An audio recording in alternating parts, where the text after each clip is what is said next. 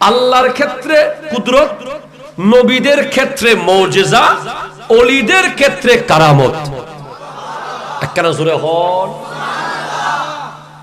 আল্লাহ পৃথিবীর সমস্ত নবীদেরকে প্রয়োজন অনুযায়ী যখন দরকার, যেমন দরকার তেমন মুজিজা দান করেছেন। কিছু মুজিজা আমরা জানতে পেরেছি, আর কিছু সম্পর্কে আমরা জানতে পারি নাই।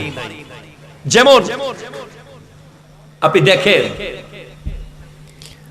হযরতে দাউদ আলাইহিস সালামের আমলে লোহার খুব কাজ চলতো। লোহা কি বলেন তো?